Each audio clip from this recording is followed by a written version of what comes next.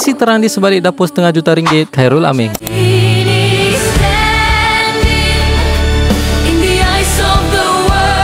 Khairul Aming sekarang bukan sekadar buat konten masak-masak je. Dia dah betul-betul serius jadi peniaga F&B dengan pembukaan restoran terbarunya, Rembayung. Yang mengejutkan adalah daripada 4 juta kos bina bangunan dekat Kampung Baru tu, lebih setengah juta ringgit dah habiskan semata-mata untuk dapur je. Tapi ada satu benda yang lagi mahal dari nilai duit tu sendiri, iaitu prinsip Khairul Aming. Sebanyak 50 orang anak tempatan dia ambil kerja guna cara blind interview. Mereka dinilai 100% berdasarkan bakat. Malah sewaktu mereka minta kerja pun, ramai yang tak tahu yang restoran tersebut adalah milik Khairul Aming. Tapi sebenarnya ada satu lagi rahsia besar kenapa Khairul Aming boleh berjaya macam ni, iaitu sebab dia tekan button follow tu. Okey, aku gurau je. Takkanlah KA nak follow orang yang baru je sebulan start buat konten kan? Okey, rahsia sebenar KA adalah niat tu sendiri. KA bukan sekadar nak cari untung je, tapi nak bagi masakan kampung kita lebih berkelas dan tolong lebih ramai orang kita cari rezeki. Betul lah orang kata, kejayaan sebenar bukan terletak pada kereta mewah yang kita pandu, tapi berapa banyak periuk nasi orang lain yang kita boleh isi. Korang rasa kan, influencer-influencer lain patut tak follow high standard macam KA buat ni? Cuba komen. Apa-apa pun tahniah Khairul Aming. So itulah.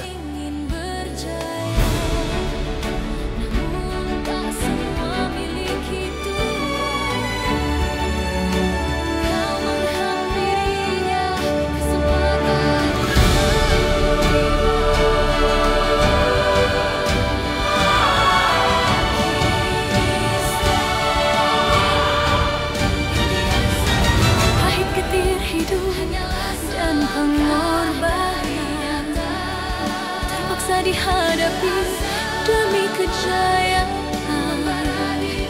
terdidik sejak mula, tabah berusaha tanpa coba melangkah tak kemana.